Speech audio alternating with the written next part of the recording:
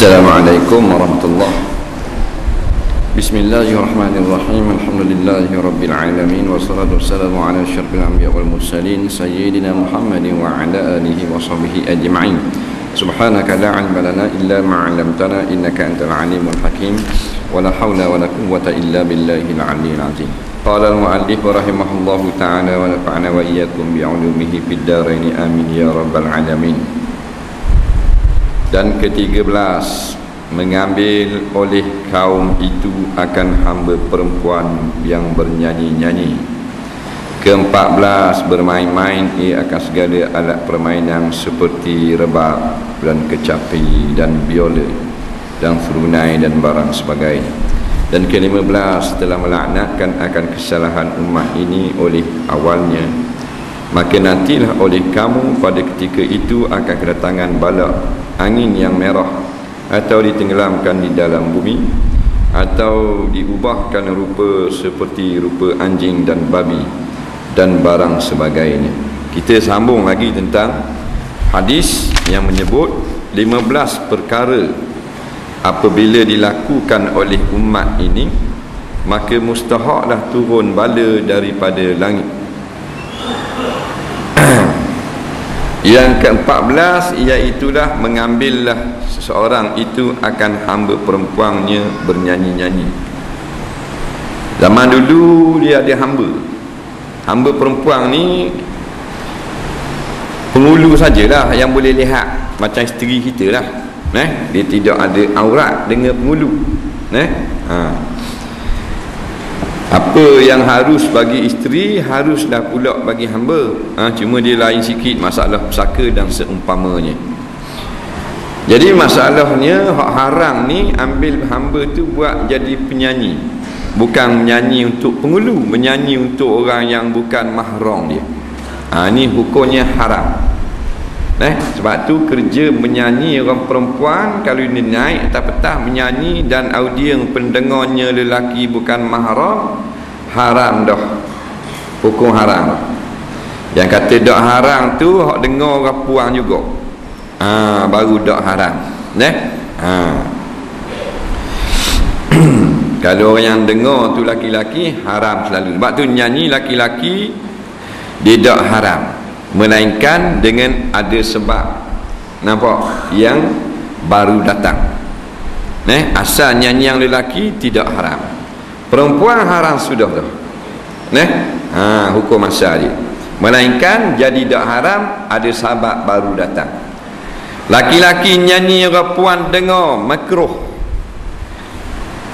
Perempuan dengar, laki-laki dengar, lelaki yang menyanyi, makruh. Bila makruh tu lagu biasa, lagu cinta, mu nak kaku aku nak kamu, mu tidur mengigar kaku aku mengigar kamu, hak tu makruh. Laki-laki menyanyi lagu patriotik, faham? Harus, kata ulama, tanggal 31 patriotik. Bila kita ingat dengar lagu tu, jadi kita teringat selalu barang naik. Tu patriotik tu harus tu. Kalau kita kata haram, tak kena selalu. Lagu-lagu nasyid, nampak, kalau kita mendengar, jadi gemar, ingat pada akhirat, sunat kita dengar. Faham? Tu suara lelaki.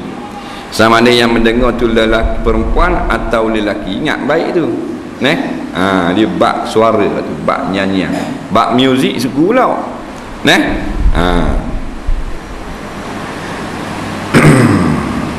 Perempuan bernyanyi, perempuan dengar. Tengok lagu dulu. Lagu nasyid harus. Lagu bukan nasyid, lagu hak tadi aku cinta kamu. Duk main gitu je 18 tahun.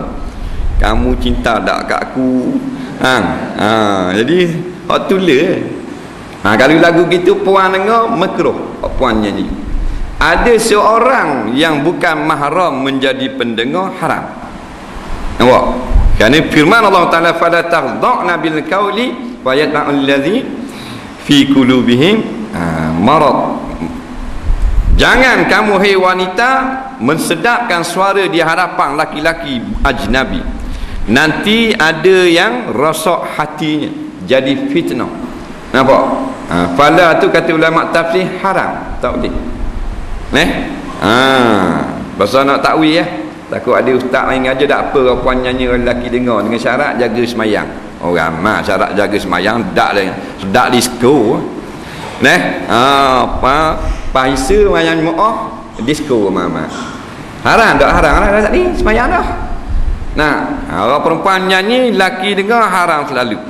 Tak usah duduk nyanyi orang puan. Kalau orang lelaki dengar. Jadi recording hati rezeki haram selalu dah. Laki-laki tengok dulu. Kalau lagu-lagu cinta, lagu-lagu ngaruk tu makruh. Lagu hak ada syirik dalam, nak seni kata hak man sesat, haram nyanyi lagu tu.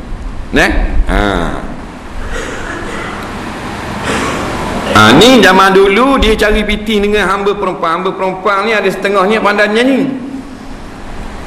Maka dia pun kumpul lah orang dalam kemah arak dulu. Arak jahiliah. Mari ramai-ramai lah kemah di waktu bi'ah hamba perempuan dia bernyanyi. Menghiburkan tetamu. Ada hak uyupoh ada. Selagu berapa dirham. Menyanyilah. Hukumnya haram. Tu hamba tu. Ada pun perempuan merdeka alik sana pada haram.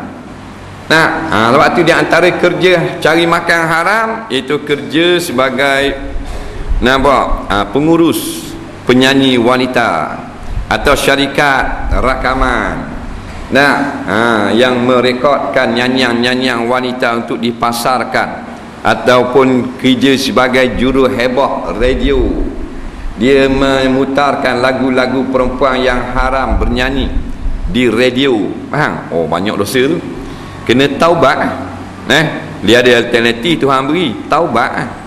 Ada salah. Masalah salah tak mau taubat wak keng kau. Padahal haram belaka. Duk main gitu. Dah benda boleh. Dia main benda boleh. Tu yang mau makan darah pagi petang tu buat boleh tu. Hak haram bukan banyak. Sibuk sikit je hak haram, bukan tak boleh belaka.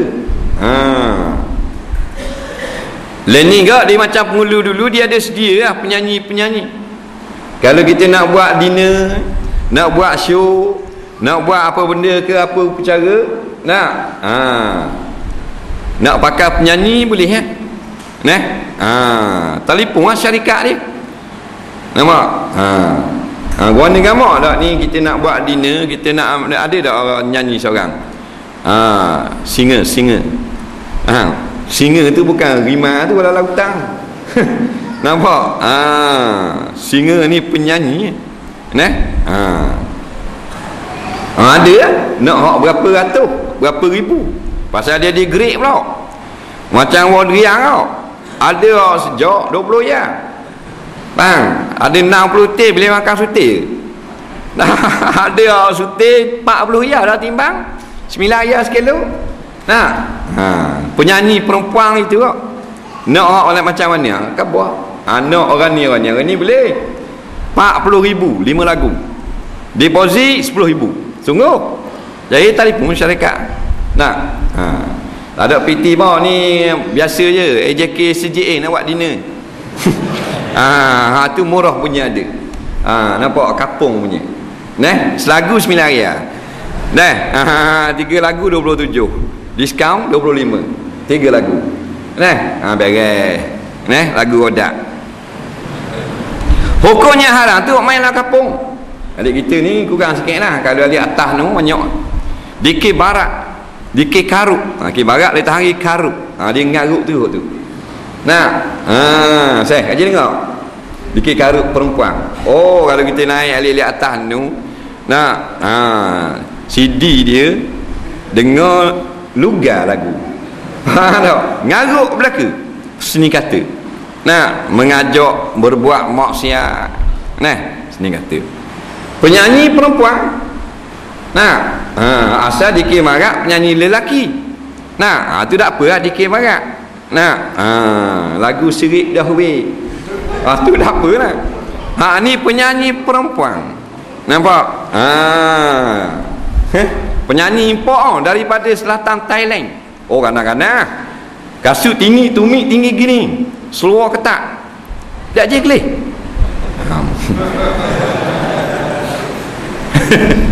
Semua ketak baju tali aluh. Lagu pacak. Tak? Nah. Hak tu haram tu, cari makan haram tu. Jadi orang yang main muzik haram juga. Hak tukang siap lapu, dia pun haram juga. Yang tukang mari set amplifier, sound system haram juga. Pasal apa? Kek ada benda haram naik atas petah, iaitu penyanyi perempuan. Nampak? Kalau naik lagi lelaki nasyid, maka tukang jaga sound dak haram dah. Hak tukang buah lapu dak haram. Tukang kayu buat petah dak haram. Faham ni? Jadi belapi-lapi habis. Bab tak boleh. Wala ta'awanu 'alal ismi wal udwan. Haram kamu tolong perkara dosa. Perempuan bernyanyi di khalayak ramai dosa. Setuju atau tidak, gitulah. Kita nak nyanyi, nyanyilah, tapi hukum kena taat. Kalau kita langgar takat dosa kita je dengan Tuhan, tapi kita menghalalkan yang haram, takut balik awal. Nampak? Man ahalla ma haruma bil ijma'i faqad kafar. Barang siapa yang berani menghalalkan perkara yang haram dengan ijma', maka dia telah menjadi kafir, laknatullah.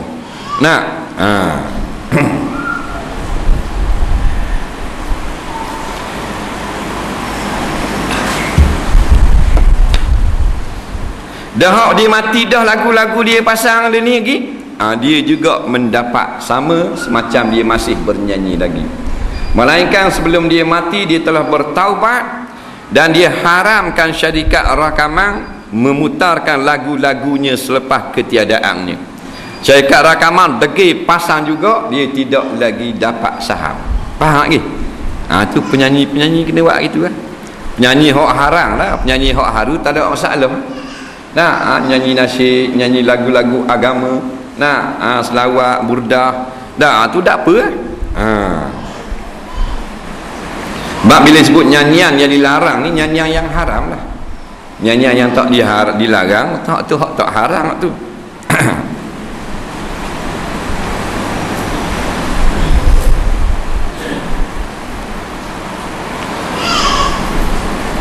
Dan ke-14 dia berkata, bermain ia akan segala alat permainan seperti rebab dan kecapi dan biola dan serunai dan barang sebagainya. Kalau alat muzik dia ada khilaf pula. Khilaf yang begitu panjang. Nampak? Sebab tu ada kata boleh, ada kata tak boleh. Sebagian ulama kata haram, sebagian ulama kata harus, tidak haram dengan beberapa syarat. Gitu. Ada pun perempuan menyanyi di khalayak ramai haram sudah. Dah hak pemerintah duk hidang kepada rakyat tu, hak haram tu. Dianjurkan pertandingan menyanyi. Kalau masa cek itu bintang RTM. Zaman dulu 80-an tu.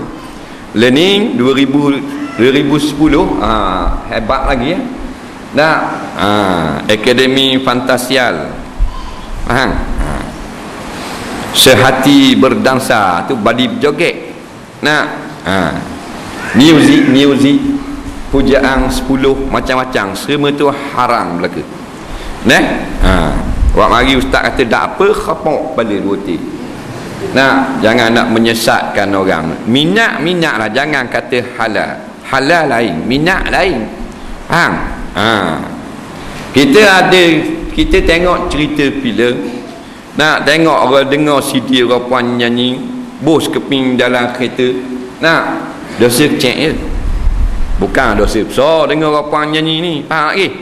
Dosa kecil je, tapi kita kata halal tak haram, dosa besar, kena molek jadi kafir. Tu hukum syarak, jangan main-main. Kita tak semayang kerana malah, dosa besar. Kita tak semayang kerana kita kata tak wajib, jadi kafir. Batu hukum taat. Muzik ada setengah ulama berkata haram semata. Main saja pun haram juga. Tak semayang pun lagi haram. Sebagian ulama pula kata kena jaga sembahyang, syarat dia. Jangan siapa dok semayang. Yang kedua, jangan wak cari makan. Siapa maknanya orang lala kerana kita. Faham? Yang ketiga, bila kita main jangan sampai ada berlaku benda yang haram, seperti orang minum arak, ada perempuan laki-laki berduaan mari kembik nak tengok kita bernyanyi, bermain muzik. Maka kalau sampai tahap tu, dua-dua pendapat haram belaka dah. Nah, cuma kita tidak gemburkan sangatlah fatwa-fatwa tentang harusnya alat muzik ini, kerana tak berapa kena dengan wakil. Wakil ni yang berlaku sekarang, ramanya orang hanyut dengan muzik. Kita pakat waktu baik pula fatwa kata harus kau hanyut.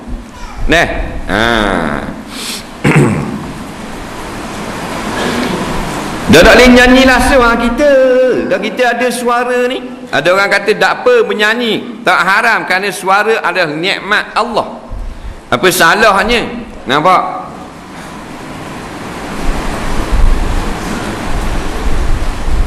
Wa amma bi ni'mati rabbika fahaddith. Baca ayat tu. Dan ada pun nikmat Allah yang Allah beri kepada kamu, maka sebarkanlah. Nampak? Beritahulah kepada orang, tunjukkanlah. Jadi dah kita ada nikmat suara bernyanyi pandai, nyanyilah. Ada juga orang yang pakai ayat tu untuk mengharuskan benda yang haram. Tu nikmat lain. Faham? Tiap-tiap nikmat dia ada sempadan. Lepas tu dipanggil agama Islam. Islam ni agama surrender, agama tunduk dan patuh. Nampak? Patuh pada apa? Pada peraturan. Peraturan ni daripada perkataan atur ditambah per dan ang, jadi peraturan. Jadi atur ni maknanya Islam dia nak atur kita supaya tidak hanyut. Kalau makna berniaga gini caranya dia atur, dipanggil peraturan muamalah. Kalau nikah kahwin begini, jangan awak lebih kurang ke suami, ke isteri, ke anak-anak, tidak langgar peraturan, zalim pula. Gitu juga dalam hiburan dia atur dah, hak ni tak boleh. Sebab tu dalam kitab fiqh dia kata, dan haram kaum perempuan itu nak melakukan azan. Azan haram dah. Pasal apa haram? Kerana azan dia kena kuat sehingga dengar daripada khalayak ramai. Ada pun qomat, maka perempuan harus qomat. Pasal apa? Qomat itu perahang, azan itu kuat. Jadi jangan kata nikmat kita Tuhan beri suara, kita pun menyanyi dah.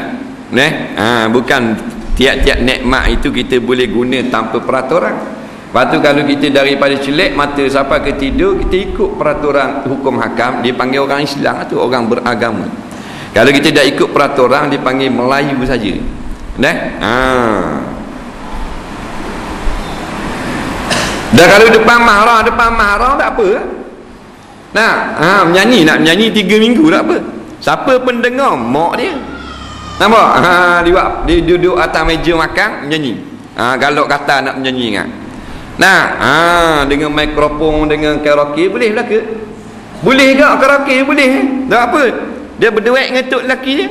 Tak ada masalah. Pasal suara dia tu memberi fitnah. Ada ulama yang mengatakan suara tu aurat dah. Ada ulama mengatakan tidak aurat, tetapi jangan sampai fitnah. Ada pun menyanyi telah pun mengundang fitnah, kerana melunakkan suara haram dalam Quran.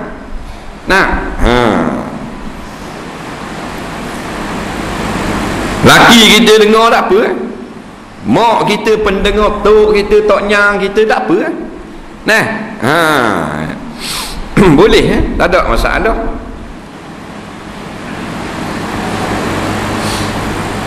Tok pula nyanyi, cucu dengar tak apa juga.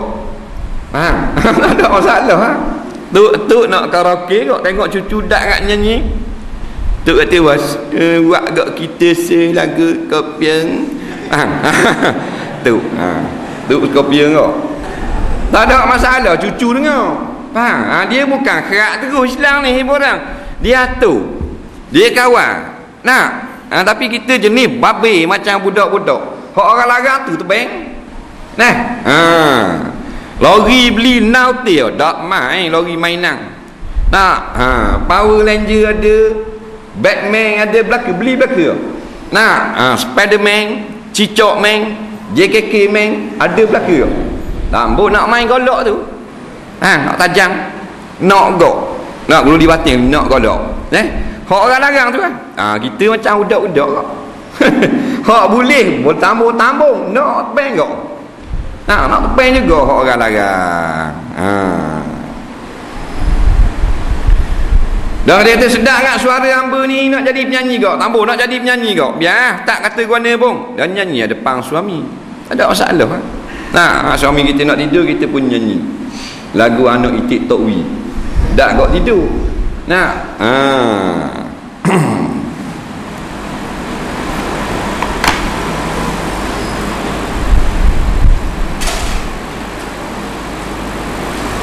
Saya mana nyanyi kau? Tak ada. Minyak mungkin lama, mana lama tak ada. Ada. Tak anda minyak. Dia lagu ni, muzik ni, nyanyian ni dia fitrah manusia. Tuhan cipta jenis manusia ni dia suka bunyi-bunyian. Tak salah awang hak tu. Sebab tu Allah yang mencipta kita, dia reti. Wallahu khalaqakum. Nampak? Wa ma ta'malun. Allah yang cipta kamu dan perbuatan kamu. Sebab tu Allah sedia dalam syurga benda. Muzik dan penyanyi. Ada tak? Sebut dalam hadis-hadis sahih.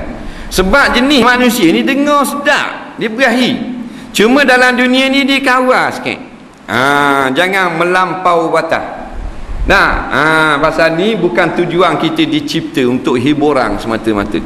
Tujuan dicipta illa liya'budun, supaya kamu menjadi hamba-hambaku. Jadi hiburan di dalam dunia bukan matlamat, tetapi hanya sebagai hiburan. Bila sebut hiburan, sedikit sahaja. Baru hiburan. Sabar dah. Siap belaka dah. Sebut dalam hadis, isteri-isteri bidadari bernyanyi di dalam syurga. Dan pokok-pokok kayu, daun-daun kayu dalam syurga ditiup angin mengeluarkan bunyi muzik. Nampak? Sebab muzik ni diminati oleh manusia. Tuhan cipta. Tuhan buat kita, kemudian Tuhan buat muzik tu kita suka dengar. Lepas tu dia nak uji kita. Babe ke tidak? Linabluwakum ayyukum ahsanu amala. Kami nak uji kamu dengan halal dan haram. Nak tengok hak mana kamu sabar. Hak mana hak taat perintah. Kita tak sabar.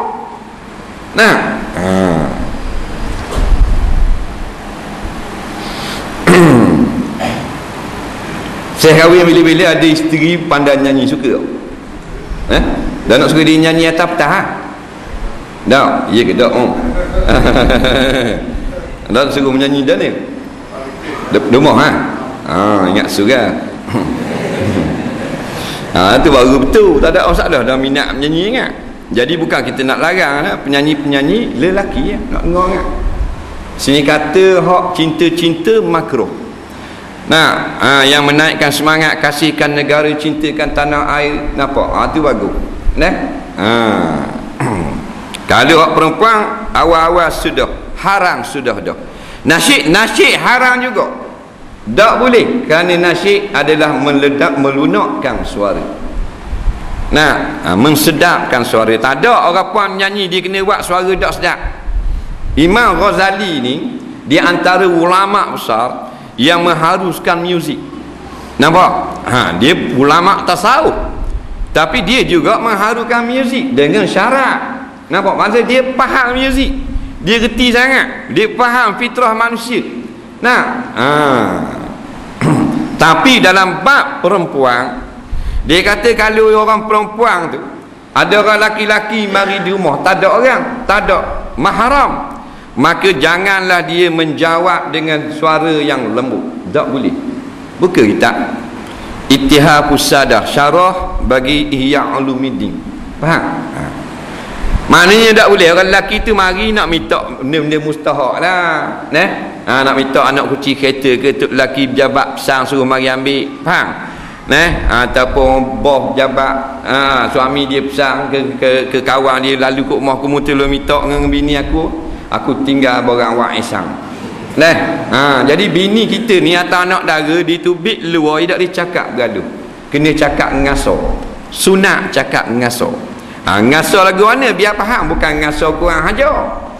Bukan orang tu menjabat mari ni nak khabar ni, nak mari ni anak kunci kereta ni tok lelaki mu suruh mari. Siapa dia mau mari sini? Bukan ngasuh gitu. Mana jangan suara halus. Faham? Jangan suara halus. Allah, abang mak kita lama sungguh tak kelih. Tak boleh. Mana kena ngasuh. Nak ambil benda anak kucing. Nanti kejap nak ambil anak kucing. Jangan naik duduk situ. Ngasuh gitu. Faham? Bukan suruh serengeng. Baca kitab tapi dah kita ni umat yang jauh daripada kitab. Jadi kita gini. Nampak? Macam tikus, hamster tak tahu benda. Nah, kita ni tak tahu benda kita ni. Hukum kita pun tak tahu. Nah.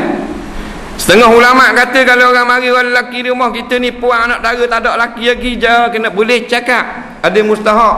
Postman ke mari tanya tak? Kat mana rumah ni begini-begini 807 kat mana? Kita tu beg tu sunat ubur tangan dalam jari setengah ulama kata. Kena buat gitu. Pasal apa? Takut jadi lembut. Ni ulama bukan kita reka. Nah. Ni pala umah. Mari naik dulu. Lama tak tengok Abang Najib. Nah.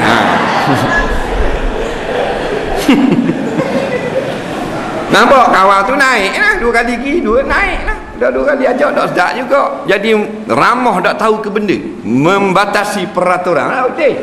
Sebab apa? Bila ada 2, wa kana syaitanu salisahuma. Syaitan yang ketiga. Bila syaitan yang ketiga suruh orang dia. Saya duduk dengan rapang, 2 orang lah rumah suruh orang dia. Waktu bik rehat ngaji Yasin. Yo, dasar kata saya kalau tu imam lorok kain. Naik rapang. Nak, rapang tak abang imam. Nampak kau model ni. Dia geliat tu imam. Ada imam. Tu imam. Semayang 5 waktu dah kalau saya. Nampak tak? Ada masalah.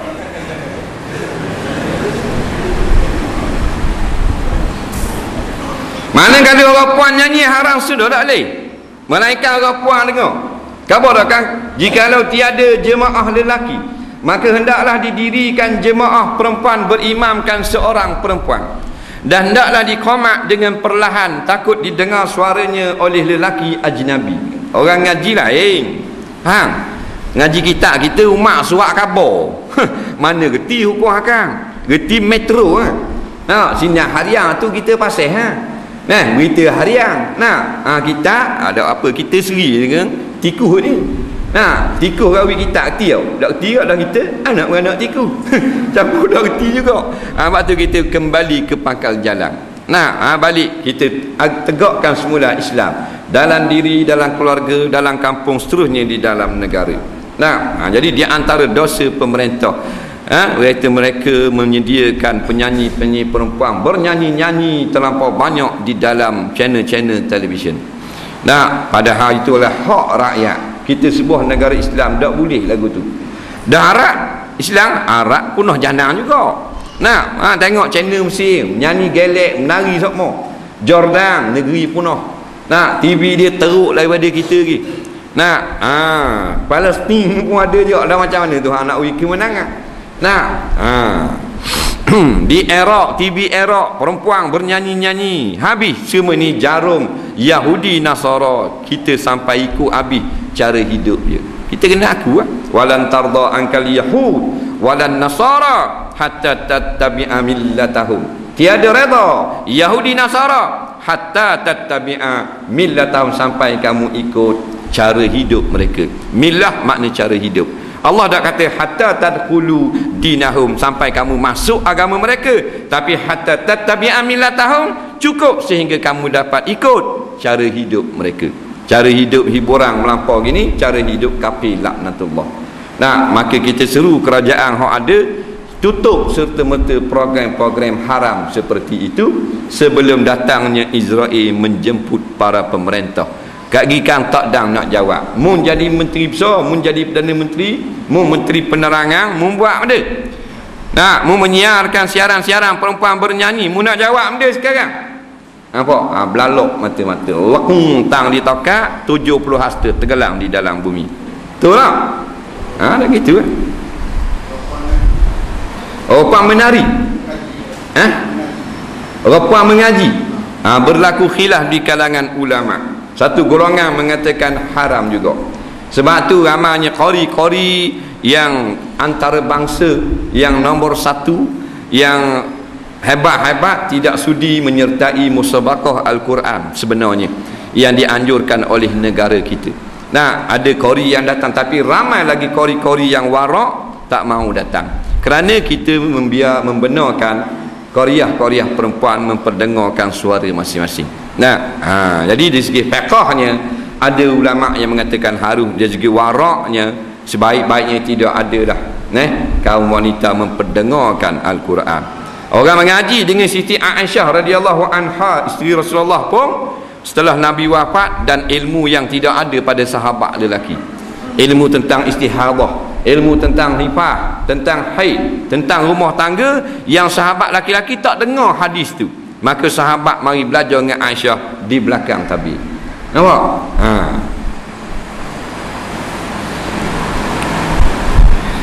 Sebab apa Imam Ghazali dia kata mengharuskan nyanyian, apa kena, bila kena pada waktunya, kena pada syarat. Gitu juga ulama-ulama lain ada yang mengharuskan muzik, sebab dia menghiburkan. Nampak? Orang yang letih jadi terhibur. Nah, orang yang serabut kadang-kadang jadi terhibur. Nah, kita serabut perut. Nah, lagi ingat boleh dah gaji ni, tak boleh juga. Sekarang orang nak mari kutip hutang 50 riyal. Kita ingat boleh tengah hari, tak boleh juga. Bos kata esok pula gaji, serabut perut dah balik ni. Kita duduk nengung biar meja makan, bini kita mari nyanyi kat kita. Oh, hiburan selalu. Kita lupa bahawanya kita akan bertemu dengan tuan hutang petang ni. Kerana sedapnya suara bini kita. Gitu lah. Lepas tu ulama dia kaji. Dia tak sorang bahar rambang tu hukum. Dia kaji juga. Dengan fitrah manusia. Kemudian dia adukan dengan hadis-hadis tentang hiburan di akhirat. Banyak muzik, banyak menyanyi, banyak lagu di sana. Dini tak apa banyak, kerana dini bukan negeri ibadat. Tak ada sembahyang, tak ada puasa, tak ada zakat, tak ada haji, tak ada mengaji, tak ada berjuang, tak ada jihad, ada benda dah. Syurga galak pagi petang. Pagi menyanyi, petang disko, malam breakdance. Tok guru. Faham dah? Nak wek dah so kira. Ni bukan tempat ibadat ni, sini ni. Jadi sini tempat ibadat, biar banyak hiburan sikit-sikit. Menghilangkan kejemuan. Dan kalau isteri kata dah Syekh nyanyi, abang nyanyi lagu. Saya nak nyanyi lagu dia. Skopiang saja mu.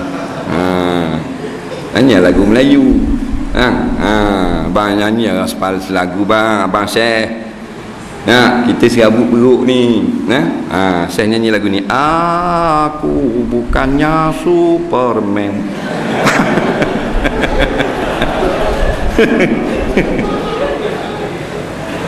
Macam dengar lagu tu?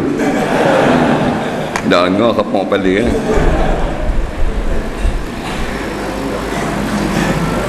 Maka dan ke-15 telah melaknatkan kesalahan umat ini oleh awalnya. Yang ini orang-orang kemudian memperlekehkan orang-orang dahulu. Berlaku gila ni. Berlaku nampak? Dia pelekeh juga dulu-dulu. Dalam semua segi. Orang muda-muda pelekeh orang tua. Iwak tak ngendoh. Kalau orang tua nasihat apa semua, iwak nganjing. Pelekeh tu. Sampai orang alim pun pelekeh juga ulama dulu-dulu. Kata kitab Jawi tak molek lah. Ulama-ulama dulu-dulu tak faham lah, dia lah faham. Baru ngaji Nabasiti baru. Baru boleh PhD, baru tak boleh jadi ulama lagi. Dia bila dia dapat PhD bukan makna ulama. Faham? Ulama ni, taraf ulama mana dia banyak ilmu. Nampak? Ulama lah dia. Orang yang ada pada tubuh badannya berbagai-bagai ilmu. Kalau dia buat satu tesis saja, satu bidang hadis je, Nah, itu pun masalah sanak saja. Ada lah lagi lah ulama. Nah, cuma panggil ustaz je lah. Nah, cici mengajar tak boleh baca talqin. Marah orang berzanji.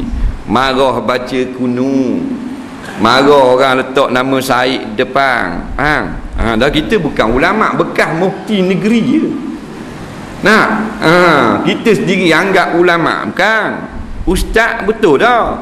Bukan ulama. Ulama ni orang rojak dengan dia. Siapa rojak? Ulama juga rojak ke dia. Nah,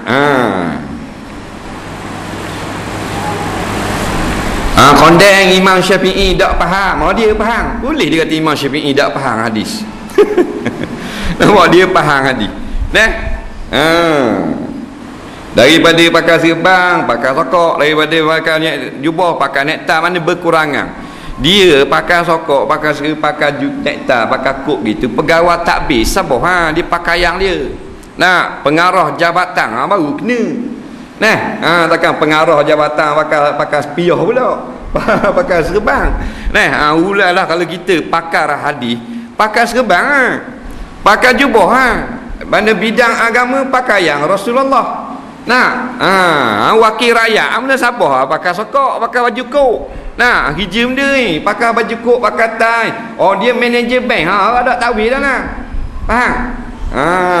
Ni ngajar agama, tak salah pakai gitu. Tak apa haram, bukan masalah adab. Adab kena jaga tau. Nah, adab batu terapik, dia ada baju dia. Pergi mana-mana pun. Tak ada lagi kita jumpa negara mana kita melancong, terapik pakai kain pelekat. Faham tak? Dengan baju kelawar. Nak kejar orang dia berkepar-kepar gitu. Nah, semua terapik, seluar dia ketat dan jenis boleh berlari, kasut bau. Faham tak? Takut kebah. Nah, kasut keras. Gitulah kita pergi. Hong Kong ke, Mongolia ke, New York ke, gitu terapik. Apa adab dia tak apa tak boleh pakai mesin air. Pergi negara Arab terapik pakai luar ke. Tidak buat jubah terapik. Pasal naik motor rabak habis jubah-jubah. Nah, itu adab dia. Maka institusi agama, Tok Imam, Tok Bilal, Mufti, Qadi, Hakim Mahkamah Syariah, Tok Guru, ulama, ustaz, ulama hadis, ni pakaian dia. Dia ada uniform dia. Nah, kena ikut biar sesuai. Nah, askar. Tak buat askar. Askar kena pakai law pendek. Tak. Macam orang main bola. Lepas tu baju singlet. Askar. Dah nyanyi bahan dilitah. Nah, tak. Lipat Jepun. Memang berat nanang negara tu. Dia ada nampak peraturan pakaian dia. Bukan kita nak kata tak boleh pakai. Adab-adab dia. Jadi jangan kondeng orang dulu-dulu dah mengajar lah. Apa pergi kata ulama dulu tak pandai? Dah mu seorang pandai. Nah. Jangan kata kita ni tak pandai, kita pergi kata orang tak pandai. Kita yang tak pandai ni. Nah. Marah orang baca Quran kubur, marah benda. No, marah orang menyanyi waktu tak betul. Nah, baca Quran di kubur salah benda. Nah, ke salah? Nah, dia tidak ni, dia ni pandai ni, dia buat tesis ni, tak kira pandai tak pandai. No. Mufti Mesir kata harus baca Quran di atas kubur. Dah mu mufti mana? Betul tak? Ni kalau kita kampung ni, semua negeri ni mufti-mufti dalam Malaysia ni nak awam Mufti Mesir, mana lebih? Dah? Mana wadah kan? Nah, Mufti Mesir orang tanya Syekh Hasanain Muhammad Makhluk, Syekh Ali Jumah. Nah, Dr. Said Tantawi, dia patut apa ni? Harus baca Quran di kubur. Nah, dah siapa pahala kesi mati? Kalau Tuhan izin, siapa? Tuhan ada izin. Tak siapa? Tu ulama jawab. Mari diceh bekas mufti. Tak siapa? Bid'ah dalalah. Aduh. Saya telah mengkaji beberapa hadis. Kepala otakmu. Kaji apa ni? Kitab orang dua lori ada. Bukan mu seorang ada kitab. Dah? Kondeng pula. Dia kata ulama pondok ni tak berapa sihat akalnya. Nah, kemudian tidak sempurna. Nampak? Sebab apa? Orang tanya dia sebab apa kata ulama pondok tak pandai? Sebab ulama pondok ni asal ni budak-budak sekolah yang nakal. Bila nakal dah nak buat dah atau pergi pondok, lepas tu jadi tok guru. Tok guru tak apa sihat. Jahat tak cakap gitu. Dah. Patut berkah celup babak kerah pun di muzium losong. Faham? Nak tengok sama. Nah, apa pula kata gitu? Hak jadi ulama daripada pondok tu bukan hak nakal-nakal. Hak nakal-nakal tu dah 2 tahun lepas tu sembah ah. Hak ngaji daripada kecil dah mak ayah dia atas. Hak bijak dah. Faham? Baru boleh jadi tubik jadi ulama. Nah, ingat jadi ulama belaka atau pondok dah. Jadi tok imam boleh ha. Dah hak terpilih tu hak hebat dah. Dia kata hak jadi ulama tu hak asal jahat di sekolah, curi. Nampak toreh kereta cikgu, bahang pe kuda, isak gang. Cik lari nak buat atau pondok. Lepas tu tubik pondok jadi tok guru ngajar, tok guru bodoh tu. Tok guru nano. Nah, ini semua ni suara-suara syaitan. Suara jahat nak memperlekehkan ulama-ulama. Bukan kita nak masuk belah mana-mana, tapi awak tak cakap gitu. Nah, cakap dia bodoh gitu. Dia kata Tok Said ni, nama Said ni mari duana asal zaman Nabi ada sekarang nama Said. Dia kata orang dulu-dulu orang Melayu ni duk tengok orang Arab mari panggil Said belaka. Nah, dia ingat itu tuan Rasulullah. Orang nu khabar pokoknya kapung sampai sini tuang Said panggil. Mana menghina keturunan Said. Orang cakap gitu, bodoh gitu. Nah, betul Nabi kata walau Tok Said sekalipun keturunan aku tapi derhaka masuk neraka. Cakap gitu tak apa. Nah, ini apa hina keturunan orang? Sadaqallahul azim. Bid'ah juga dah boleh kata kau. Nampak? Dah benda boleh kata kena ikut dia. Nah, tapi orang buat kajian, tengok murid-murid dia orang kaya belaka. Ada 2-3 kerak lagi, 2-3 ekor lagi macam dia kau. Orang kaji tengok rupanya dia buat ngajar di rumah banglo-banglo. Hak pergi hadir mesti 600,000 suti. BMW 400,000. Masuk parak bawah. Belah-belah ribu masuk. Nah, itulah cerita yang sebenar. Sebab tu puak-puak ni hak duduk pertikar sangat ke, nah, kitab-kitab lama duduk pertikar orang baca rawi, duduk pertikar orang baca usuli. Dia orang ni tidak sibuk masalah zina, masalah joget, masalah sosial, tak ada sibuk tu. Dia sibuk hal ni. Nah, tu cerita dia. Kalau kita ikut ke orang lagu ni, kita masuk dalam lubang kubur. Maka nantilah oleh kamu pada ketika itu akan kedatangan bala angin yang merah. Jadi ingat, bila umat telah melakukan 15 perkara, nampaknya 15 perkara ni telah ada belaka dah. Nampak Tok Guru Pondok Kedah yang ngajar dia kata 15 perkara ni ada dah. Nampak? Perempuan bernyanyi leni penuh dah. Nah, zakat dikutip oleh pemerintah secara zalim, orang kedekut nak bayar zakat berlaku dah. Tidak dilaksanakan hukum-hukum dalam Quran ada dah. Isteri derhaka suami ada dah. Suami ikut isteri dak ra'i ke ibu bapa ada dah. Anak-anak derhaka pada orang tua ada dah. Anak mendulukan cakap kawan daripada cakap ayahnya sendiri ada dah. Nah, ada belaka dah. Nah, maka nantilah turun angin yang merah. Tahu tak angin merah saya? Angin ahmar. Ahmar bahasa Arab, bahasa Melayu makna merah. Jangan kata pelik, dia tak jadi dengar angin merah. Angin ahmar ada kau tulis lah, sakit tu. Ahmar tu bahasa Arab. Nampak? Bahasa Melayu panggil merah. Nampak? Rihul ahmar, angin merah, red wind. Faham? Orang putih panggil. Kita duduk sesuruh ingat pakai kasut red wing. Faham? Siapa keting sama aluh dengan batang mikrofon kasut red wing tengok pada rok nak akak. Tu makna angin merah tu disebut dah zaman Nabi Sulaiman. Angin merah. Kalau doa angin kan, doa tak boleh kena nyakit angin ahmad, doa Nabi Sulaiman kan. Nampak? Angin merah, red wing. Betul tak? Apa dah? Angin ahmar kena jadi lembek. Kalau lelaki mati sebelah kanan, perempuan mati sebelah kiri. Pada adat lah, ada kena tangan saja. Tak boleh cakap. Berlaku gila ni. Dia kena orang baik, kena orang jahat kena. Dia lalu kot dalam rumah, lalu kot tikar, lalu kot celah lorong, lalu kot pohon-pohon kayu. Singgah tak boleh cakap. Cak ni molek-molek ada. Nah, kena tak boleh cakap. Ping gebok. Panggil Tok Bomo, angin dah. Jebor air liur tu bik. Dari nak cakap, dari cakap. Angin ahmar. Sebab apa tu angin ni? Bila berlaku 15 maksiat ni orang buat. Dalam ni tamu-tamu orang kena angin. Kakak angin, kakak angin, kakak angin. Orang pun makin berangin. Nah. Bila nanti orang main judi, Tok Imam kena. Nah, tak nanti orang semayang, orang tak semayang kena. Sebab dia jenis angin. Nampak?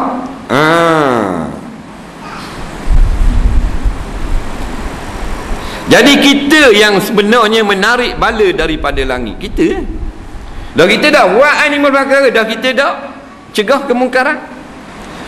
Nah, ada ulama nak menegakkan Islam, kita tak lakang. Nah, ada jemaah nak menghidupkan balik sunnah-sunnah Rasulullah, kita tak masuk capur. Nah, kita kira cari makan darah bagi petang. Lepas tu jadi bala semakin banyak meratai. Lepas tu kita ni biar ada sikap nak ubah keadaan. Nah, nampak sekarang ni nikmat yang ada Tuhan semakin tarik. Nah, nikmat perpaduan ada, bala hak menteri.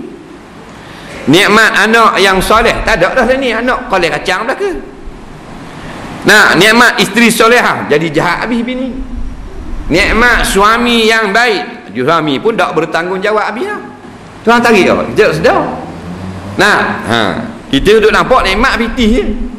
Nah, mata yang terang, nampak kitab, nampak Quran, nampak hadis, Tuhan tarik balik dah. Mata kita mana tengok kitab, tengok surat khabar mak. Lidah yang boleh menyebut Al-Quran nikmat, Tuhan tarik balik, dah dibaca dah ni kita. Nah, ada sembang 3 kedai kopi 3 jam sekali sembang. Nah, ditarik balik dah. Zaman cek-cek itu dia benar lagi kita baca Quran. Kalau ni tak benar dah. Ditarik itu. Pasal apa? Pasal kita tidak syukur dengan nikmat Allah. Nah, atau ditenggelamkan di dalam bumi, atau diubahkan rupa. Na'udzubillahi min zalik. Banyak dah berlaku. Kalau tengok dalam internet, budak lahir muka anjing.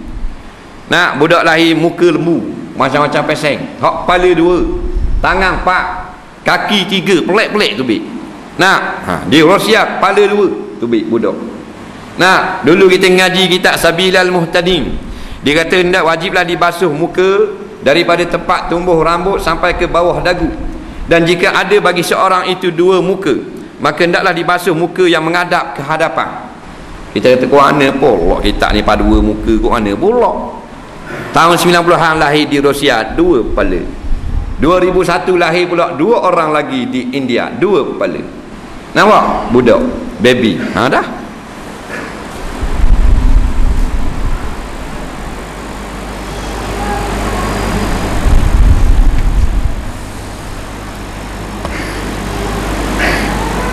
Dalam satu hadis dalam kitab Nailul Autar, kalau tak silap riwayat Imam Nasa'i dan Tabarani, kata Rasulullah SAW, fi hadhil ummah khasfun, akan berlaku pada umat ini khasfun. Nampak? Iaitu pengubahan rupa.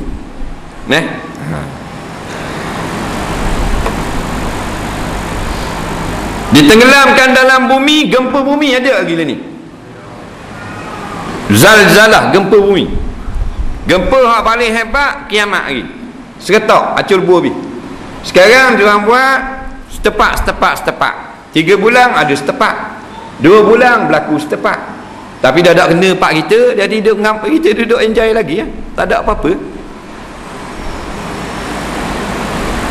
Bangunan hak tekak 6 jadi tekak 1. Dah tekak 1 mana? Duduk dalam bumi, tenggelam bumi. Nah, Highland Tower tak ingat? Kuala Lumpur. Nah, seramai-ramai tu 2 orang hidup. Tu panggil tenggelam bumi.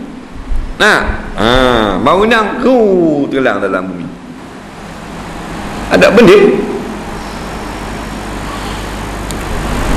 Dan diubahkan rupa, dia kata, seperti rupa anjing dan babi. Banyak dah orang mayat, orang mandi, orang mati, dia kata mayat ada hawa anjing muka. Cuma tak cerita kat orang. Mulut jadi mucung, hidung jadi macam babi. Faham? Pasal perangai masih hidup. Tapi tak buat sokma. Nah, kalau buat sokma, jadi kita tak jadi kerja buat tau. Nah, sekali-sekala. Nah, tanda kebesaran. Macam mukjizat kau. Bukan hari-hari Nabi tunjuk mukjizat, sekali-sekali. Nah, sebab kita ni Tuhan nak uji. Kalau tunjuk pagi petang keadaan neraka, tak ada dah orang neraka. Pagi tengok alik langit, Tuhan buat skrin di langit, gambar orang kena seksa dalam neraka. Habis.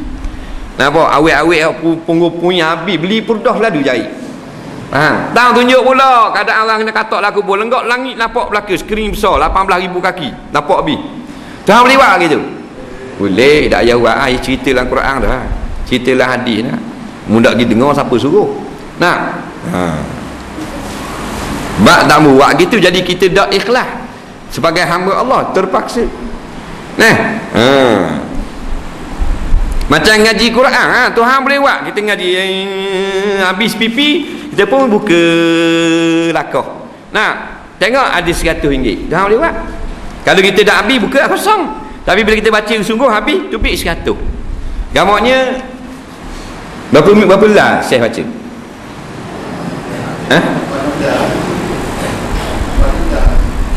Siapa habis buat ngisak dah ada ngaji lagi. Ngaji. Dah apa dah selok 100. Tuhan boleh buat kalau kita semayang tahajud malam, kita bangun pukul 3 pagi. Allahu Akbar, aku sunat semayang sunat tahajud 2 rakaat. Lepas salam selok sejadah tubik 1000. Tuhan boleh buat. Tapi kalau tak semayang selok saja tak ada. Gamaknya kita pacerah. Nampak? Omong leceh nak serah dah. Nak lagi habis tahajud. Moleknya dua panjang sikit, tak 2 minggu lah start malam. Nah, tu kita. Nah, batu orang tak berebut jadi tok imam. Tok imam lah ada gaji, kalau ada gaji tak kau cetong. Ni 300 ya tok imam tu bilang 108. Nak beli i72 dah lepas. Nokia. Nah, ada gerak dah orang berebut ni mana projek ah. Mu bahan 8 juta, aku bahan 3 juta, mu 2 juta. Tu hak parak kan nak. Hak jadi tok imam lah. Kalau mandi orang mati upah 15,000 sekali mandi, amal nak jadi orang mandi. Sungguh. Tengok borang nyanyi Akademi Fantasia 1 juta borang leaching, tak muat, tak cukup, tak cakap nak cetak kali pertama 600,000, cetak kali kedua 400,000, 1 juta habis leaching. Borang habis nak menyanyi, nak buat maksiat. Nah, tu imam ada borang kursus mandi orang mati sekeping luar. Tak, tu pun dak down kursus mati dulu dia. Nah. Pasal apa pasal ni ya? Acung mandi orang mati 15,000. Saya nak jadi tak mandi orang mati? Tengok. Kalau sebulan tak ada, boleh 10, 150,000. Nah, dah sama ni minta lah mati pula pok 7 esok 15 orang. Nah, tapi boleh kain pelekat. Nak cak orang 2 kena pergi jahit pula, mampu pula 2 ya atas sembah. Nah, bila biti 10 ya 30 gitu jelah, tak kau cakap. Dan barang sebagainya, wallahu a'lam. Kita tengok soalan.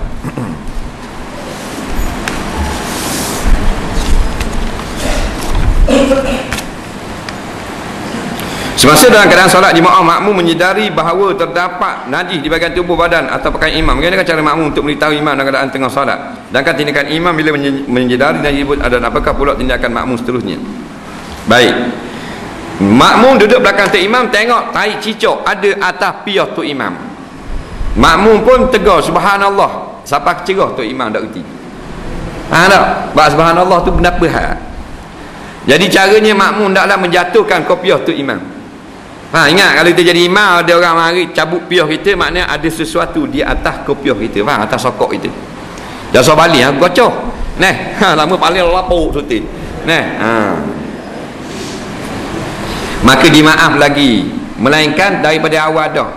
Maka bila awal dah ada najis yang memang melekat di tubuh tok imam, jadi tak boleh kita nak buang, maka hendaklah makmum itu pergi terus duduk di sebelah imam. Faham? Makmum belakang pergi berjalan duduk sebelah imam, tanda imam bila tengok ada orang mari duduk sebelah, berhentilah semayang. Awak telah rosak. Faham lagi? Kena ingat lama orang mari duduk sebelah dah lari, tolak pula. Faham tak? Gigi rasa bodoh.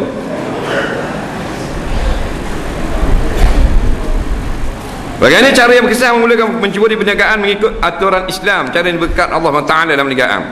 Jelaskan Nabi SAW bidang perniagaan begini untuk menjadi contoh panduan yang terbaik supaya dapat diamalkan oleh bakal-bakal usahawan maupun usahawan yang telah lama bergiat aktif dalam bidang tersebut. Yang pertama sekali Nabi ajar kita istikharah. Kita nak buka satu perniagaan. Sebab perniagaan ni memanglah kalau bagi kita benda yang baik, dia memulakan keuntungan. Tapi Allah lebih tahu akibat. Sebab kadang-kadang kita untung di segi duniawi, ukhrawi kita rugi. Sebab tu dengan istikharah kita minta Tuhan tunjuk. Kalau perniagaan ini baik bagiku, jadikan berjaya, jadi mudah. Kalau tidak baik, walaupun pitih hutang banyak, jadikan jauh daripada aku.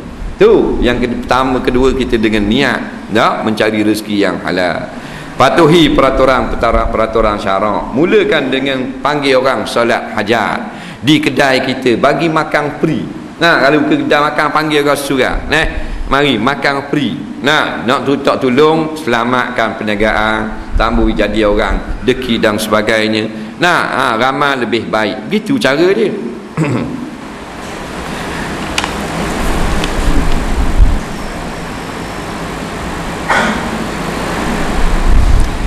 Apa pandangan dan untuk meningkatkan menguatkan keimanan supaya tak goyah dengan godaan syaitan yang dapati baru sekalinya keimanan itu seorang itu naik dan ada kalanya turun. Baik. Iman ini hak jadi naik semua iman para nabi. Iman naik turun ni iman kita lah. Bila kita melakukan taat, maka iman itu gemuk. Bila kita melakukan maksiat, maka iman itu turun. Maka jauhilah perkara-perkara derhaka. Dia kena gitu. Bila kita melakukan derhaka, maksiat dan dosa, cepat-cepat kita mohon ampun. Maka al-hasanat yuzhibna sayyi'at, kata Allah dalam Quran. Bila kita sedar aku dosa aku semalam gitu bik ngawek tu, ambil wuduk, baca Quran, sebagai kafarah. Ikutilah perbuatan salah kamu dengan berbuat kebajikan. Kalau ada gitu sama, insya-Allah nak lari pada buat salah tak boleh. Pasal kita bukan maksum. Salah kita ada masing-masing. Imam cara imam, Tok Bilal cara Tok Bilal, mak rempik cara mak rempik. Ada dosa belaka. Cuma ada azam kita nak keluar daripada dosa, nak jadi hamba Allah yang taat. Bagaimanakah cara kaedah berkesan berzikir la ilaha illallah supaya betul-betul menyusup dalam hati, menjadi sebati dengan zikir tersebut, buang segala kotoran dalam hati. Yang pertama sekali kita wajib mengetahui akan makna la ilaha illallah. Apakah makna dia? Maknanya paling ringkas dan padat ialah la ilaha la ma'buda bihaqqin illallah, tiada Tuhan yang berhak disembah dengan sebenar-benarnya melainkan Allah. Itu sekurang-kurang makna yang kamalat. Ini kita faham makna, kita pun tahlil lah. La ilaha illallah ni tahlil lah, kita nyebut la ilaha illallah. Kemudian cara kaifiat lagu mana? Kaifiat hak Nabi baca lah. Jangan lebih daripada hak. Jangan dipotong-potong pula kalimah. Jangan laju tak tahu benda. Siapa musim ligat sekali tak tahu benda. Biar putih molek walau sepatah sekalipun. Oleh kerana ini kalimah yang paling agung, pahalanya besar. Dan kalau tak butik, ataupun tidak ikhlas, 100 patah sebut, tapi nak makan ke darah malam rati, tak ada pahala. Sebab itulah duduk saja-saja sebut la ilaha illallah, la ilaha illallah. Bawa kereta seorang la ilaha illallah, insya-Allah tak berlanggar. Tak ada orang berlanggar la ilaha illallah, tak ada. Kalau berlanggar dah mujur baru. Mujur baru kalimah sebut la ilaha illallah. Hak terakhir disebut sebulan insiden la ilaha illallah. Mujur baru.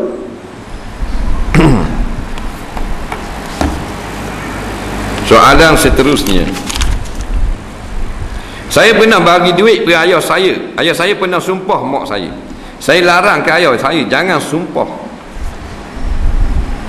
ke mak. Lepas tu dia marah ke saya. Saya hilang sabar. Saya kata ke ayah, kalau start pada hari ini saya sumpah tak boleh bagi 1 sen dah ke ayah.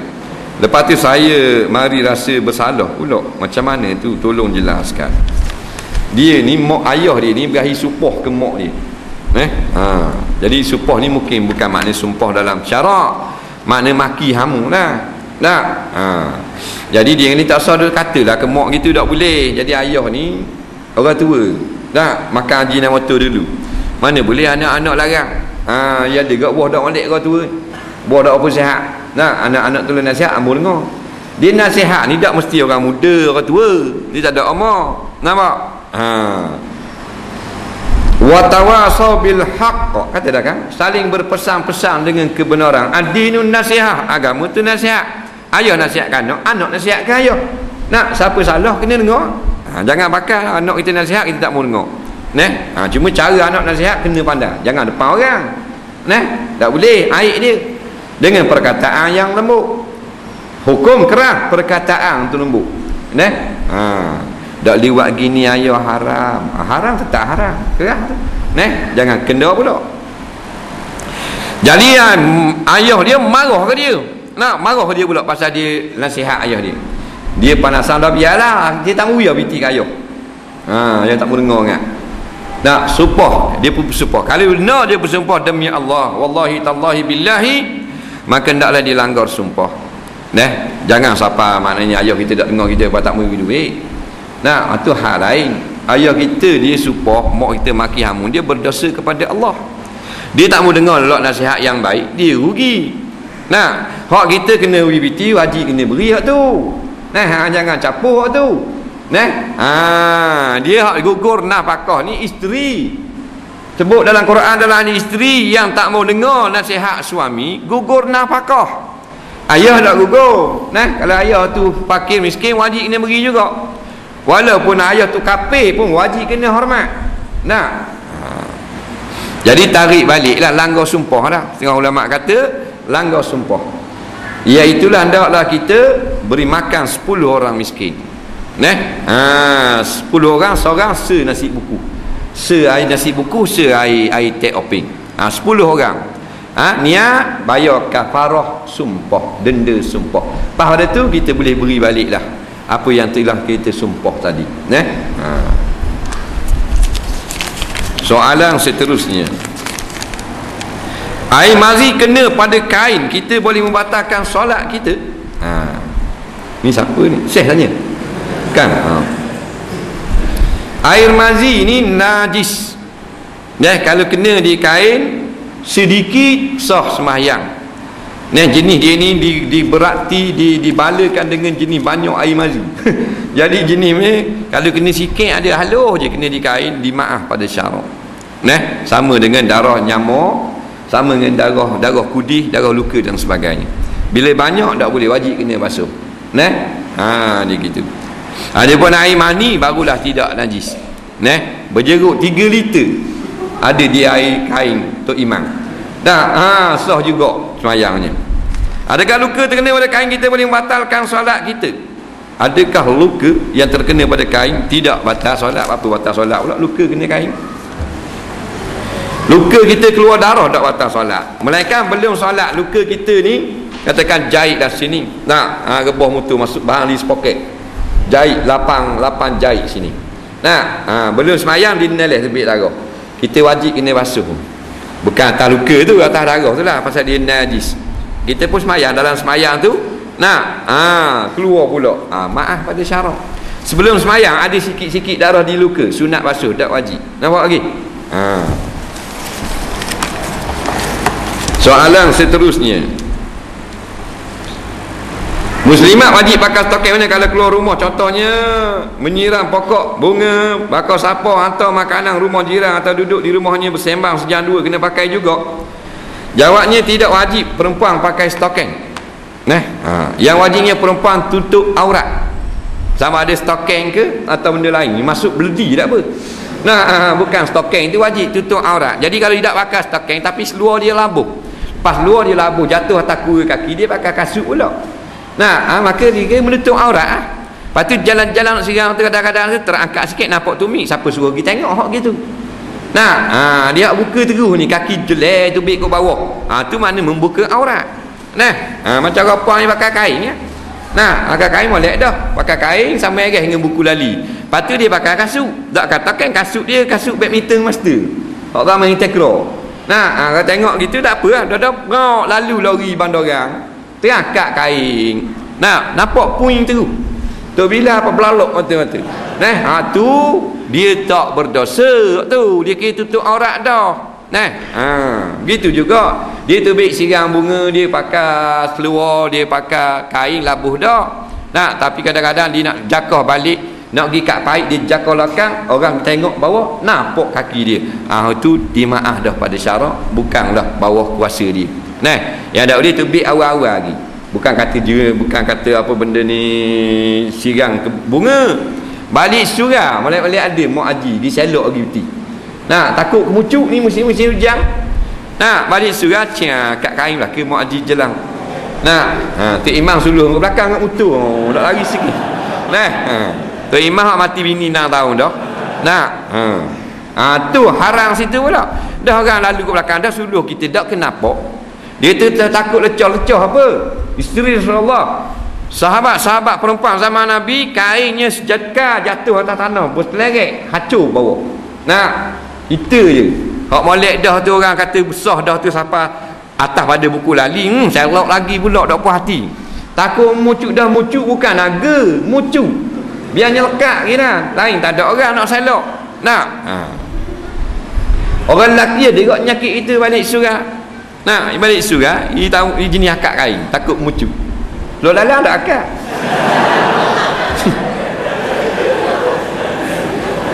Nah, lakah bagar akak kain, lakah lah. Ilah Allah. Dia akak lakah kawat, nyegi akak kain pagi tu. Tak ada kena-mengena. Tu dah akak kain dah lakah bagar biar pada batuk dengan akak. Nah, siapa sama air dengan mata punah. Dah kalau sakut. Nah. Dok ke tak boleh keturunan. Jadi kena jagalah benda lagu tu. Jadi bukanlah siapa nak tobik sirang kebun, nak sirang bunga, nak tobik jemur baju kena pakai stokeng. Bukan mana gitu. Nah, jadi jangan pakai kain sekat sangat dah, kita tak mau pakai stokeng, nak pakai selipar je nak pergi jemur kain. Gitu. Boleh tak muslimat pakai celak dia orang kena kalau saya soleh hanya dalam rumah, tapi suami saya tidak menyuruhnya dan tak juga melarang, tapi dia tengok saja. Kena pula kalau jiran sebelah datang rumah kita, tengok kita dalam keadaan demikian, kalau kita ambil wuduk masih lagi ada bekas celak, itu sah kedak wuduk. Celak ni kalau jadi jenis maknanya macam maskara tu, dia jenis melekat, jadi wajib kena gonyoh dulu kalau nak pakai, kalau nak wuduk.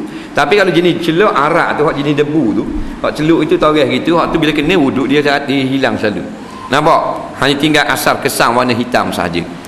Jadi bila orang pakai celak, kalau kita rasa tak mau basuh dulu, sekali ambil wuduk, gonyoh sikit kuat masa kita lama wuduk tu. Kemudian dia kata di rumah dia pakai celak, tak ada masalah lah. Dia termasuk dalam perhiasan ataupun alat makeup. Dan kalau keluar rumah pun boleh, tak ada masalah, tetapi jangan melampau-lampau.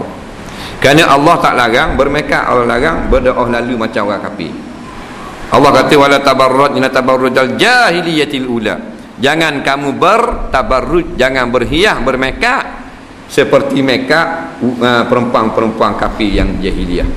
Mana nak makeup ada kadang-kadang patut pasal luar rumah, bukan suamimu luar ni. Nak memada dengan sedikit. Jadi kalau sedikit celak tak ada masalah. Jangan sampai hijau tak kelopak mata. Tak. Biru apa benda ni? Siapa sama pipi ubuh ni. Lama hari sama pula tu big jabat nak bibir siapa berkilat-kilat, tu tabarrujal jahiliyatil ula haram, tak boleh. Suami tak kisah pakai celak ke tak pakai celak, tu kau pandai dia, sebab dia asal bukan wajib. Bila suami suruh maka menjadi wajib. Sunat perempuan berhias kepada suami, pakai baju lawa di rumah nak tunjuk ke suami, pakai seksi-seksi sikit, apalah daripada betih sampai ke atas tekuk belah. Pakai alat-alat tu, alat-alat makeup habis-habis, lawa habis-habis, berlapis-lapis, kok pandai dah untuk suami kita. Tak apa. Dan suami tak suruh, sunat saja. Suami suruh jadi wajib. Kewajipan belanja membeli alat makeup wajib atas suami. Suami kata pakai kecu, kalau aku duduk di rumah wajib kena pakai. Dah kecu tak ada, suami wajib beli. Bila suami beli, maka perempuan wajib pakai. Dia gitu. Suami saya dengar kuliah tak pernah miss. Masalahnya dia duduk di luar. Kalau hujan lebat dia masuk. Bagus kok suami. Semayang di rumah lewat waktu, saya kena khabar lah acak kali sikit. Kadang-kadang berlaku pernikahan, dosa tak saya? Mana pula kalau kita cerita pada orang lain kelakuan suami kita ini, berdosa juga ke? Dia kata suami dia mari malam ni tapi duduk di luar. Hujan baru masuk, dengan ada makan baru masuk. Tak apalah, dah pernah dalam nak masuk pun ni. Tapi ada apa suami ni, dia kata mayang lewat semua. Nah, nampak? Dia sama tukang pesan, memang orang puang hak ni nak puji. Nah, dia orang puang banyakkan kalau tanya suami-suami, kalau subuh isteri lah gerak. Suami mampu kerah tak gerak bini. Nampak tak kalau agak ke suami pukul 8 ketua pemuda. Pukul 8. Ketika malam tak tahu kan. Nampak? Jadi kita tanya banyak, dia tanya saing-saing. Nah, isteri gerak. Ni kelebihan orang puang. Nah, lebih pula dia dekat kurang pula orang lelaki. Nah, dia bangun awal, dia bangun, dia semayang, dia mandi, dia betul apa semua. Nah, kita dah bangun lagi. Nah, hak tu lebih orang puang. Cuma hak tak sedapnya dia bangun awal tu kelebek-bek piti, bahan juga. 2-3 riyal. Hak curi lah. Jadi kadang-kadang dia ni naik angin juga. Jadi terkasar bahasa, minta maaf lah kepada suami awak gua ni. Seboleh-boleh ni jangan sampai baloh. Apa hukum guna nila kain untuk solat? Jawabnya sah. Kena apa benda ni basuh selepas daripada kita guna nila. Kerana setengah-setengah nila itu dia ada mengandungi najis. Setengah ulama kata dimaaf, setengah ulama kata tak dimaaf. Lepas guna nila kita kena kicau sampai bersih. Adapun warna cerah hak lekat pada baju itu tak lagi zat nila, tapi hanyalah apa benda ni kesan daripada baju yang terkena nila. Sah tak solat pakai baju yang jarang? Sebab ramai saya tengok orang pakai baju jarang. Sah pakai baju jarang. Yang tak bolehnya baju jarang nampak aurat di dalam. Macam orang perempuan baju jarang nampak tubuh, tak sah. Laki-laki baju jarang nampak tubuh tu mana? Punggung. Nampak punggung, tak sah. Nampak mana? Nampak belakang orang lelaki bukan aurat, sah sembahyang. Soalan seterusnya, insya-Allah 15 minit ni. Boleh tak saya ikut imam yang berpahaman Wahabi? Kerana sebelum ini saya pernah mendengar dari kuliahnya dia mengatakan mentafsirkan ayat mutasyabihat dengan Tuhan kita duduk sila tindik, sila lendik seperti baru duduk sila atas arah. Dan hari Nabi ditafsir lagu tu juga, Tuhan turun 1-3 malam. Adakah orang yang mentafsir ayat ini tergolong dari ahli sunnah atau tidak? Dari mana golongan ini dia akhirat, kerana Nabi bersabda selagi akan berpecah umatku 72 puak dan semuanya kena neraka kecuali satu darjah. Baik. Jadi dia kata orang ni mengajar, dia kata Tuhan duduk, duduk maknanya duduk sila jereng-jereng lah, macam duduk atas kursi terus. Kalau lagu tu lah ada di waktu imam. Kerana tak ada jawapan ulama-ulama yang muktabar seperti itu masalah Ar-Rahmanu 'ala 'arsy istawa. Ulama satu golongan maknanya tidak mentakwilkan ayat. Mereka berkata Allahu a'lamu bimuradihi, Allah lebih mengetahui dengan maksud. Satu lagi golongan juga ahli sunnah jamaah, dia takwil. Allah duduk di antara mana Allah yang berkuasa ke atas arah makhluk yang paling besar, apatah lagi kita makhluk yang kecil ini. Maknanya dialah memerintah segala dunia ini dan alam ini. Dan maksud yang sebenar, yang paling tepat, Allah juga yang mengetahui, maha suci seperti duduknya manusia. Kalau ngajar duduk macam duduk manusia dari waktu imam, waktu sesat lagi menyesatkan. Kita takat dengan orang, kita pendek pula ni. Kita pakat dengan orang Proton nak ambil cushion kereta. Hak boleh dipakai lagipun kereta lama itu dia nak buat pelupus juga. Jadi baiklah kita ambil pakai kat kereta kita daripada buang saja. Ini benda pula. Baru ni Proton membuat tukar beli dengan kereta lama dengan harga RM5,000. Saya tengok banyak kereta-kereta molek lagi, boleh ke tak kita pakat dengan orang Proton nak ambil cushion kereta. Jadi kereta Proton nak tukar kereta dengan kereta baru RM5,000. Nak ambil kereta lama. Kereta baru tambah hak tak RM5,000 tu.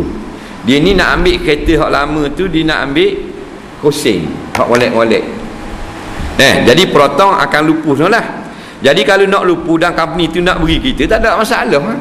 Boleh ya. Masalahnya kita ambil secara tidak izin. Tak boleh ya.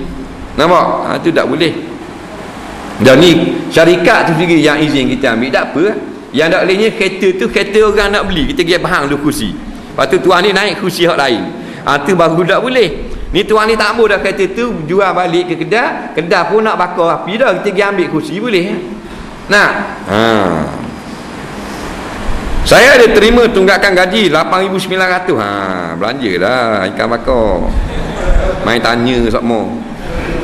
tunggakan tersebut gaji bulanan saya 2008 hingga November 2009 saya dikenakan zakat. Baik, dia hak kita tu dapat dah, tapi cuma tak serah lagi pada kita, dan cukup setahun 8,009 kena zakat. Dikira simpanan kita, cuma namanya tunggakan. Dengar kata kayu kilih berang, benda pula ni untuk tenaga batin, boleh kita pakai tak? Tak boleh. Baru ni ni baca dah ni soalan seterusnya, insya-Allah 12 minit lagi kita baca habis.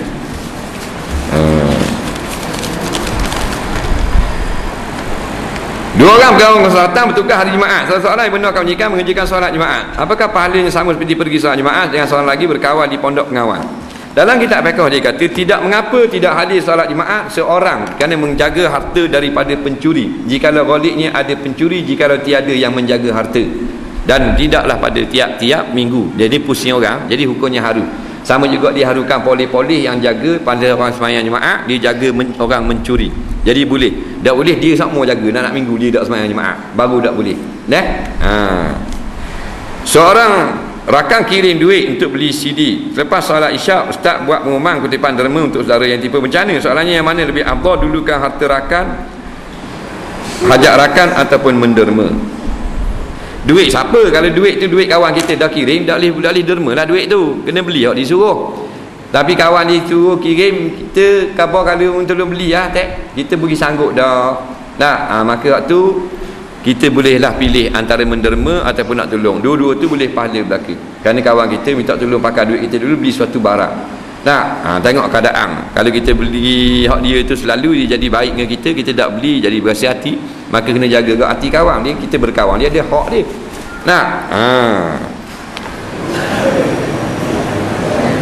Adakah kaki wanita itu aurat? Kerana wanita sekarang ramai tak pakai tudung labuh, pakai tudung labuh tapi tak pakai stokeng di kalangan bukan mahramnya.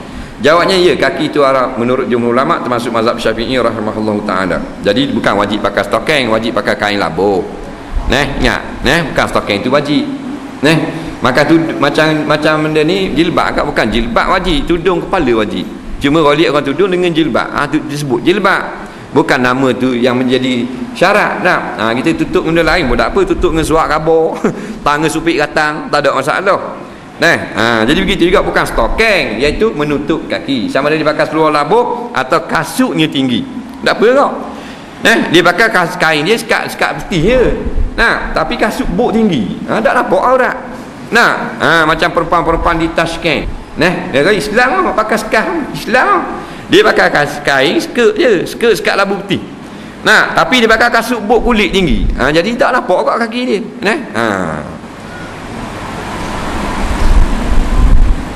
Apa hukum seorang suami terminum susu isteri? Ni dia nak tanya ni, kona jauh.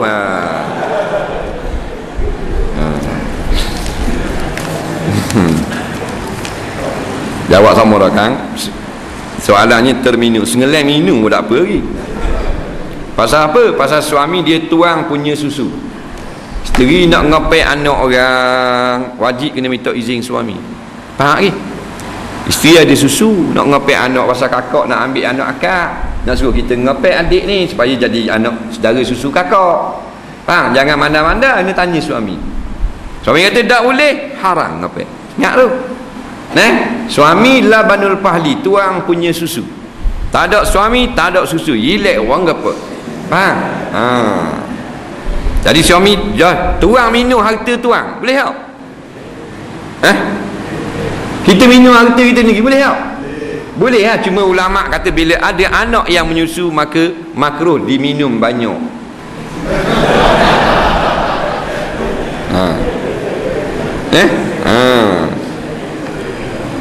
Tu masalah fiqh. Masalah ada tak ada hijrah dah nak minum orang lain ke mana.